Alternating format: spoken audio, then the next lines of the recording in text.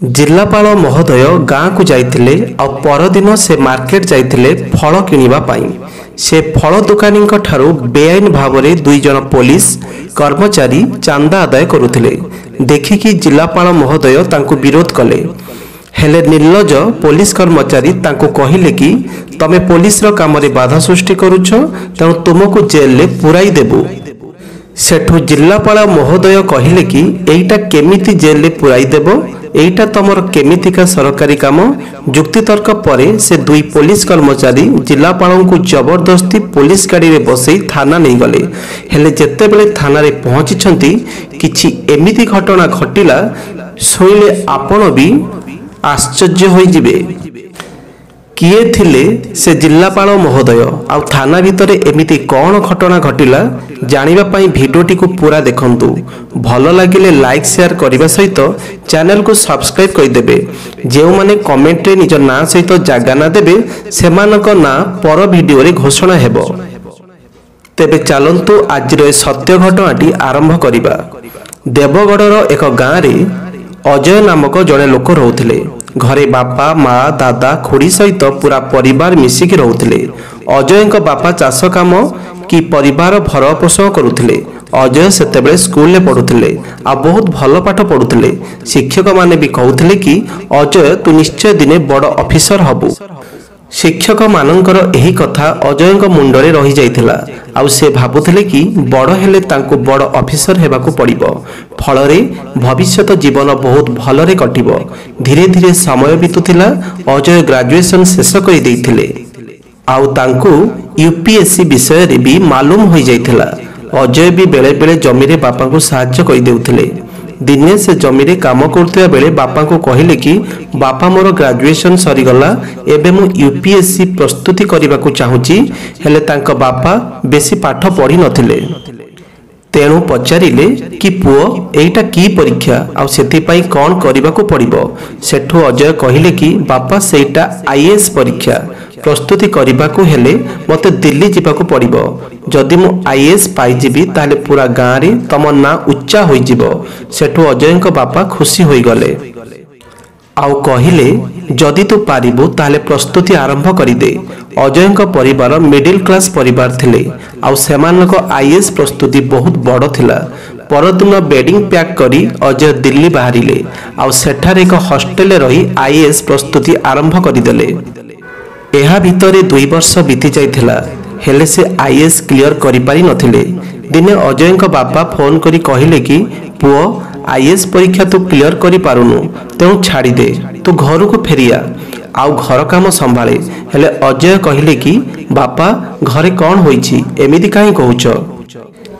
काहेकि ना अजय घर आसीबा बेले तांका बापा ताकू खूब प्रोत्साहित कइथिले।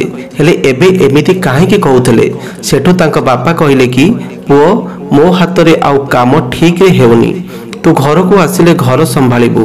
ता सहित तो प्रस्तुति रे बहुत सारा टंका खर्च हेउछि। मते एते टंका पठाइबा बेलू को कष्ट हेउछि। तू जदि आगो को पढ़िबू ताहले किछि बंदोबस्त कर। सुनिकी अजय को मन टिके दुख होई गला।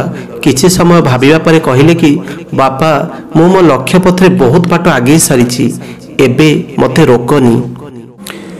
मु जेमिति हेले परीक्षा रे पास करिकी देखैबी। आ सेते बेले आम परिवार ना भी उच्चा होई जिवो। हेले अजय बापा कहिले कि पुओ एसबु तो ठीक अच्छी, हेले तते मु अधिक टंका पठेई पारिबिनी। सेठू अजय कहिले कि बापा तम हाथ रे जेतिकी हेउछि पठाओ, बाकी मु जोगाड़ करिबी। ताको बापा हौ कही फोन रखिदेले। सेठू परदिन अजय काम खोजिबाकू लागिले। गोटे लाइब्रेरी रे मैनेजर पोस्ट बाहरी थिला। सेथिरे लेखा थिला कि लाइब्रेरी को जे भलरे संभाली पारिबो ताको भल दरमा सहित गोटे रूम भी रहिबाकू मिलिबो। अजय लाइब्रेरी रे पहुंची मालिकंक सहित कथा हेले। से कहिले कि मते जय लोक दरकार जे कि 24 घंटा लाइब्रेरी रही काम करि पारिबो। सेठू अजय भाबिले कि लाइब्रेरी रे काम कले पढ़िबाकू बहु मागवारे बही मिलिबो आ रूम भी मागवारे मिली जिवो। सेठू अजय मालिकंक शर्त मानि गले। आउ लाइब्रेरी जॉइन करिबा परे सेठाय रही काम करिबा सहित पाठ भी पढुथिले। सेठी केते पिला पढुचंती केते पिला जॉइन करिवे आदि सबुर हिसाब रखुथिले। ता सहित निज पाठ भी पढुथिले। एमिति एमिति 2 वर्ष बीती गला। आउ एई 2 वर्ष से पूरा कठिन परिश्रम करिथिले। आउ आईएएस परीक्षा तांकर क्लियर होई गला। जो दिन रिजल्ट आसिला तांको खुशीर ठिकाना रहिलानी। फोन करी से आग बापा माँ को जणाइले। बापा कर तो जमिति पाद आउ तले लागिलानी। से गाँव रे जाई समस्त को यही खबर जणाउथिले। समस्ते खुशी रे बधाई जणाउथिले। काहेकि ना गाँ ना भी उच्चा हो जाइथिला। 2 वर्ष तालीम नेबा परे अजय को संबलपुर रे पोस्टिंग मिलगला। 3 वर्ष पर प्रमोशन मिलगला। आउ से उप जिलापाल जिलापाल हो गले। जिलापाल हो जिबा परे ताकू सरकारी घर सरकारी गाड़ी और जड़े पीएसओ मिलगला। सेठू अजय निज बापा माँ को फोन करी कहले कि बापा एबे मु जिलापाल हो गली। घर गाड़ी सब मिल जाइछि। एबे तुमको आ सेठारे रहिबाकू पड़िबनी। तमे माने मो सहित एठारे रहिबो। सुनिकी अजय बापा माँ भी खुशी हो गले। ताको पुओ जिलापाल हो गला। आउ ता पाखरे रहिबाकू डाकुछि। सेठू अजय बापा तांकर जने शिक्षक सांगक पाखकू जाई एसबू कहले। आउ से कहले कि अरे यह तो बहुत भल कथा जे तते से रहिबाकू डाकुछि। हेले सेठी को जाई तो गाँ को भूली जीवनी। अजय बापा टिके हसी देई कहले कि अरे केमिति कथा कहूछु। एइटा पर आम जन्मभूमि। आ जन्मभूमि को केमिति भूली पारिबी। सेठू अजय गाँ को आसी बापा माँ समस्त को लेकी गला। समस्ते बे अजय सरकारी घरे रहिबाकू लागिले। समय बीतुथिला। 9 मास होई जाइथिला। दीपावली आसिला। आउ सरकारी बासभवन रे सेमाने खूब धूमधाम रे दशहरा पालन कले। हेले अजय बापा मनरे चालुथिला कि सांग कहूथिला गाँ को केबे भूली जीवनी। एही कथा भाबी भाबी अजय बापा को ताको गाँ कथा बहुत मने पड़ुथिला। एहा परे दीपावली आसीबार थिला। दिने अजय बापा सांग ताको फोन कले। प्रथमे हालचाल पचारले। आउ कहले कि अरे दशहरा रे तो आसिलुनी। एबे दीपावली रे भी आसीबुनी ना कौन? तू निश्चय आसीबु। आमे साथी होई दीपावली मनेइबा। अजय बापा अजय को गाँ को जीवा कथा कहले। आउ अजय भी राजी होई गले। 2 दिन छुट्टी नहीं अजय परिवार सहित गाँ को आसिले। दिने परे दीपावली थिला। अजय बापा अजय को कहले बाजार को जाई फल आनिबा पई। अजय बाजार को फल आनिबा पई बाहरिले। साधा सीधा बेसरे अर्थात घरे पिंधिथिबा टी शर्ट और ट्राउजर पिंधि पादरे हले साधारण चपल थिला। पूरा गाँवली लोक परि देखा जाउथिले।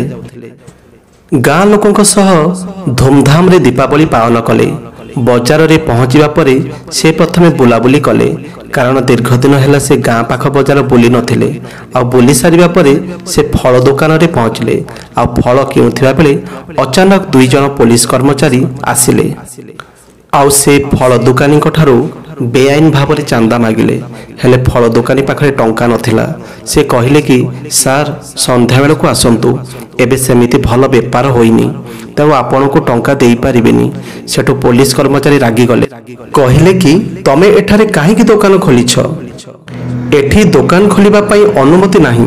हेले दुकानी हाथ जोड़ी कहले सार आ कोन करिबी? आउ केउठी भी जगह नहीं। आपण संध्या बेल को आसंतु निश्चय देई देबी। एसबू अजय देखुथिले। आउ से बुझी साइथिले कि पुलिस कर्मचारी बेआईन भाव में चांदा आदाय करुछंती। सेठू अजय कहले कि किए केउठी दुकान खोलिबो से नै आपण काहे कहउछंती? सेथिरे पुलिस रो कोन अछि? ए काम तो पंचायतर।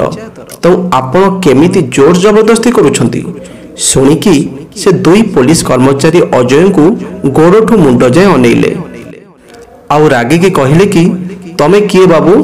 चलो जाओ एठारू। तमे तम काम कर।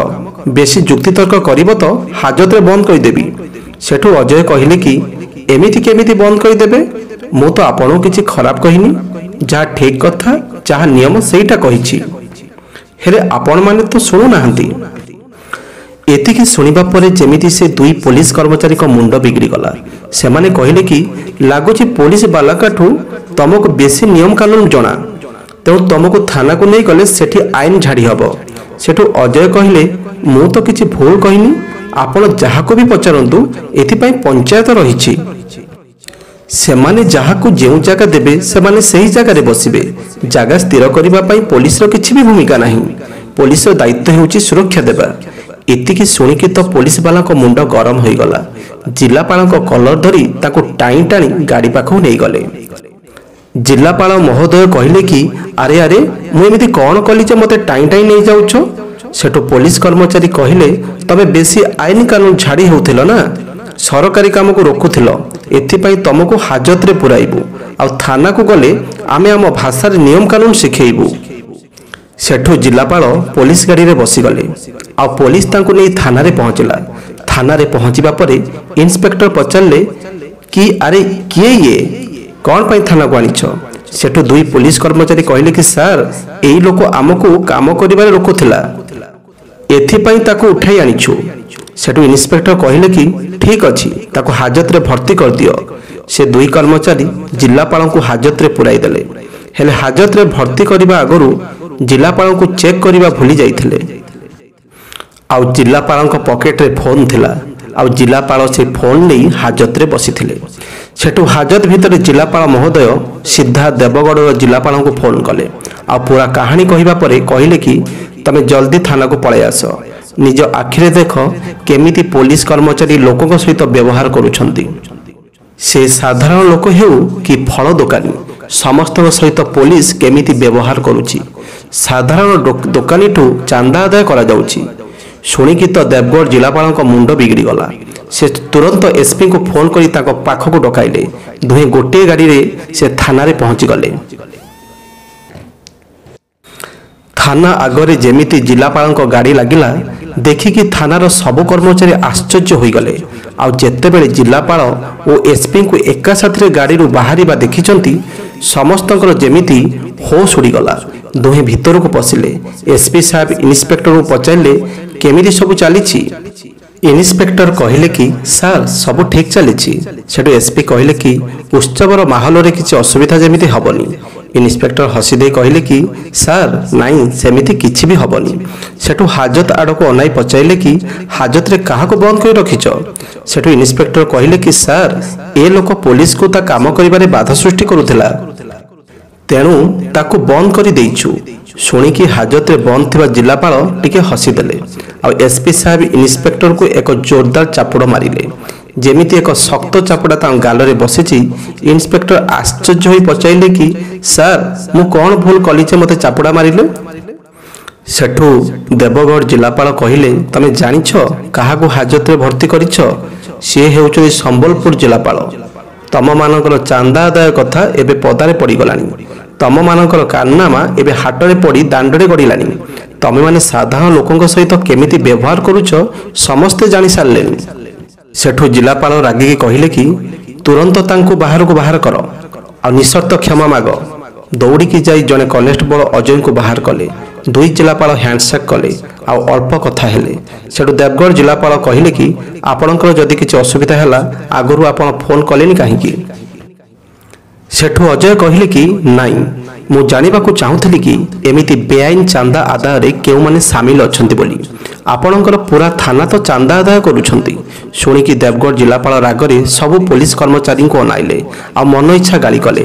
କହିଲେ ତମମାନଙ୍କୁ କ'ଣ ଚାକିରି ମିଳିଛି ଏସବୁ କାମ କରିବାକୁ, ପୋଲିସର ନାଁ ବଦନାମ କରିବାକୁ? ସେଠୁ ସେ ଦେବଗଡ଼ ଏସ୍ପିଙ୍କୁ ଅନାଇଲେ। ଏସ୍ପି ସାର୍ ଏବେ ସବୁ ବୁଝି ସାରିଥିଲେ। ତୁରନ୍ତ ସେ ଥାନାର ସବୁ କର୍ମଚାରୀଙ୍କୁ ଘଟଣାସ୍ଥଳରେ ହିଁ ସସ୍ପେଣ୍ଡ କଲେ। ସସ୍ପେଣ୍ଡ ନାଁ ଶୁଣି ସବୁ ପୋଲିସ କର୍ମଚାରୀ ଜିଲ୍ଲାପାଳଙ୍କ ଗୋଡ଼ ତଳେ ପଡ଼ିଗଲେ। ଅଜୟଙ୍କ ଗୋଡ଼ ଧରି କ୍ଷମା ମାଗିବା ସହିତ କହିଲେ କି ସାର୍ ବହୁତ ବଡ଼ ଭୁଲ ହୋଇଗଲା, ଆମେ ଜାଣିପାରିଲୁନି କି ଆପଣ ଜିଲ୍ଲାପାଳ ମହୋଦୟ ବୋଲି। ଅଜୟ ବି ମନ ଇଚ୍ଛା ଗାଳି କଲେ। କହିଲେ ତମମାନଙ୍କୁ ଲୋକଙ୍କ ସୁରକ୍ଷା ପାଇଁ ରଖାଯାଇଛି, ହେଲେ ସୁରକ୍ଷା ଦେବ କ'ଣ? ପୂଜାରେ ବେଆଇନ ଚାନ୍ଦା ଆଦାୟରେ ମାତିଛ। ତମମାନଙ୍କର ଲାଜ ବୋଲି କିଛି ନାହିଁ, ଏଥିପାଇଁ ଆଜି ପୋଲିସ ବଦନାମ। ତମ ପରି ଲୋକଙ୍କୁ ଚାକିରି କରିବାର ହକ୍ ନାହିଁ। ସେଠୁ ଏସ୍ପି ସାର୍ ସେ ଦୁଇ କର୍ମଚାରୀଙ୍କୁ ବେଆଇନ ଚାନ୍ଦା ଆଦାୟ କରିବା ଅଭିଯୋଗରେ ହାଜତରେ ଭର୍ତ୍ତି କରିବା ପାଇଁ ନିର୍ଦ୍ଦେଶ ଦେଲେ। ସେଠୁ ଅଜୟ ଘରକୁ ଫେରିଲେ। ଯେତେବେଳେ ତାଙ୍କ ବାପା ପଚାରିଲେ କି ଏତେ ଡେରିରେ କାରଣ ପଚାରିଲେ, ଅଜୟ ସବୁ କଥା କହିଲେ। ସବୁ କଥା ଶୁଣି ତାଙ୍କ ବାପା ବି ଗର୍ବ ଅନୁଭବ କଲେ। କହିଲେ ପୁଅ ସେ ପୋଲିସ ବାଲାଙ୍କୁ ସସ୍ପେଣ୍ଡ କରି ତୁ ଠିକ୍ କହିଛୁ। ଏଠି ପ୍ରାୟ ସମୟ ପୋଲିସର ଜୁଲୁମ ଚାଲିଛି, ତେଣୁ ଏମିତି ହେଲେ ସବୁ ପୋଲିସ ସାବାଡ଼ ହୋଇଯିବେ। 2 दिन पर अजय पूरा परिवार को नहीं संबलपुर फेरीगले। तो यह थिला जड़े सचोट जिलापाल कहानी। अजय सचोटता को नहीं आपण कौन कहे? एमिति पुलिस को दंड देवा दरकार कमेंट बॉक्स में जनइबे। निज ना सहित जगह ना भी कमेंट कले पर वीडियो आपंक ना घोषणा हेबो। वीडियो भल लगे लाइक करेंगे, शेयर करने सहित चैनल को सब्सक्राइब भी करदेवे। आउ हाँ, बेल आइकन को ऑन करने को जमारू भी भूलिबेनी। गत वीडियो रे जो माने पूरा कहानी देखिबा सहित लाइक शेयर आई आउ कमेंट करिसंती सेमाने हेले जय सिंह माझी, शांतिलता घड़ई, मीनकेतन महांती। एमिति वीडियो देखा आपको बहुत अनुरोध। धन्यवाद।